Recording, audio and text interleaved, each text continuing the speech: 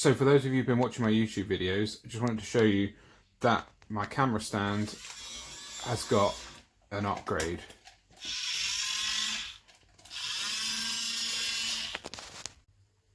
Okay, so today's lesson is about the structure of the atom. And I'm going to start by talking about the word atom. So the word atom comes from an old Greek word atomos, and that means indivisible or unable to cut.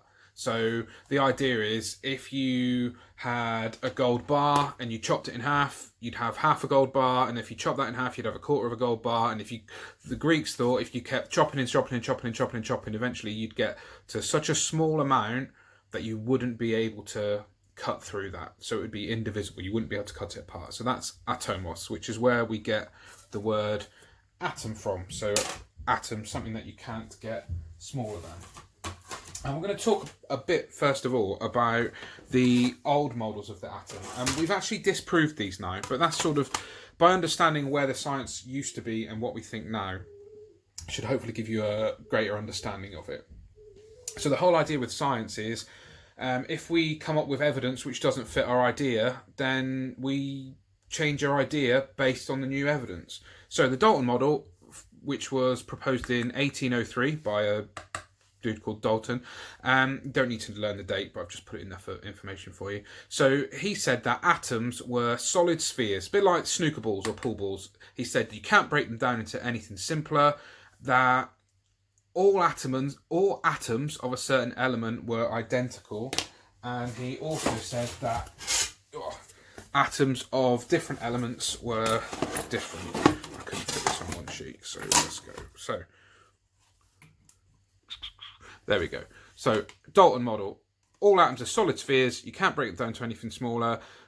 Atoms of a certain element are identical and atoms of different elements are different. So this line is like saying every single iron atom is identical to all the other iron atoms, but different elements. So if you had an atom of iron and an atom of gold, they would be different from each other. And people believed that for quite a long time until 1897. Massive major discovery. Electrons get discovered. And Dalton said you can't break atoms down into anything simpler, and we've just discovered electrons which are smaller and simpler than atoms, so it kind of doesn't fit Dalton's theory.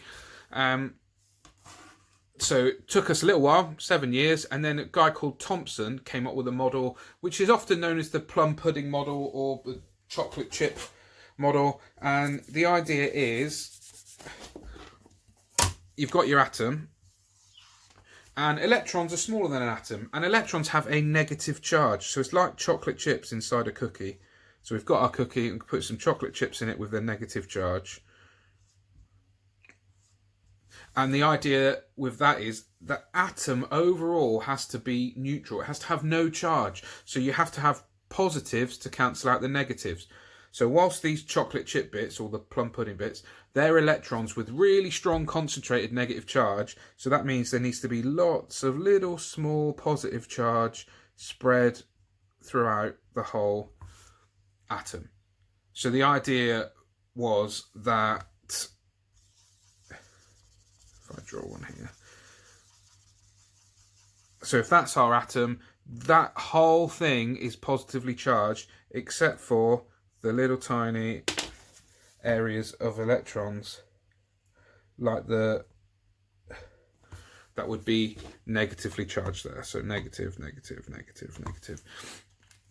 Two different drawings of exactly the same thing. So the idea is the whole atom has a really loose, not concentrated positive charge, except for these electrons which are dotted inside it, which have a really strong negative charge. And that was the model that we accepted for quite a while, until a guy called Rutherford came along, and I'm going to try and use my iPad to show you a picture of Rutherford's experiment.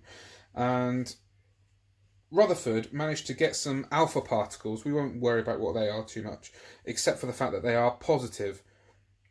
And Rutherford, if I put this down there, so the idea was these arrows are alpha particles. So you get a really, really thin sheet of gold, so it's only one atom thick, and you fire a whole bunch of positive alpha particles at it. And this was what they thought would happen, because these positives wouldn't, the positive that's in the atom that we've just talked about, wouldn't be enough to send the alpha particles in any other direction. The alpha particles should all go straight through it. And that is what they would have expected to see. So you've got your really thin sheet of gold, you're firing your alpha particles at it, and they should just carry on straight through. But what they actually saw when they did the experiment was this. So most of them went straight through, some of them got deflected off at odd angles, and some of them even bounced right back.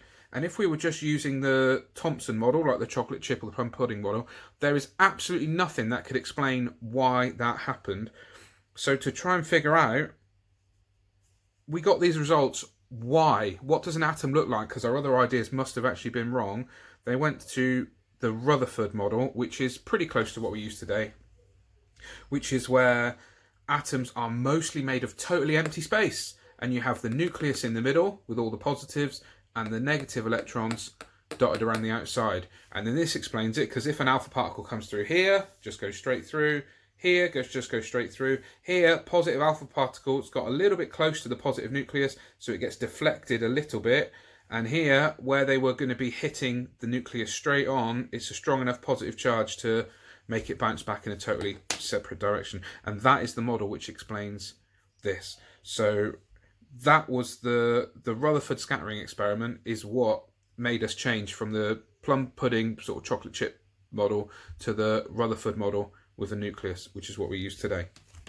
In terms of atoms having a nucleus, and in terms of the scale of it, so Wembley Stadium, National Football Stadium, massive, give you an idea of the scale of it. If we zoomed in on an atom and we magnified an atom and made an atom so it was the size of Wembley Stadium, so we make one tiny atom the size of a whole football stadium, the nucleus would be the size of a pea in the centre spot of the football pitch. So the atom's the size of the stadium and the nucleus is just the size of a pea in the middle. So nucleus really is tiny compared to the atom, and it means most of the atom is actually totally empty space. Right, where are we going next? Okay, and then a little bit later on, I've just included this guy's name because he made a good discovery, so I think we should pay him credit by at least knowing his name. He discovered, much later, the neutron. And a neutron sits inside the nucleus of an atom with a proton, but it's not got any charge. It doesn't really do anything, which is why it took so long to discover it.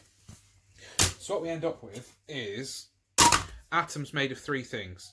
So they're subatomic particles. Sub, it can mean smaller than. So subatomic particles, particles that are smaller than an atom. And this is a really important table. It comes up in chemistry and in physics, so it's important you know it. You need to know the mass and the charge of them all. So protons, they have a mass of 1. They live in the nucleus, they've got a mass of 1. Neutrons, they live in the nucleus, they've got a mass of 1. Electrons, they've got a mass of 0. It's not quite 0, but it's so small that you're allowed to say 0, so we're just going to consider it as 0. P for proton, P for positive. Protons have a positive charge. Neutrons, clues in the name. Neutrons are neutral. So you can write neutral, or that's the same as saying they have a charge of 0. And electrons have got a charge of -1. It's worth pausing the video now to write down this table if you don't already have it committed to memory. Put it back. Okay. So, structure of an atom. Atoms have got nucleus in the middle. This bit there. A nucleus contains protons and neutrons. And the camera's wobbling all over the place. Maybe this isn't a great camera stand. And they've got a shell around the outside which has got electrons on it. So that's the shell. That's the shell. And the electrons would be these bits, and they live on the shell.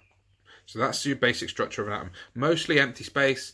Really small nucleus in the middle, like the P in the centre spot of Wembley Stadium, which has got protons and neutrons in. Shell around the outside, which has got our electrons in. So that takes us on to these atomic symbols, which you might have seen before. So this Li, so stands for lithium. Don't worry about that. You'll be given a periodic table which has that written on it. But I'm more interested in these numbers. So you've got 3 and a 7. So this 3 at the bottom is the atomic number, and the 7 at the top is the atomic mass. So those are the things you need to know about this. You need to be able to decode what they actually mean. So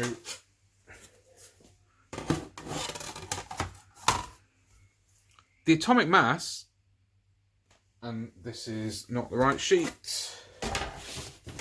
There we go.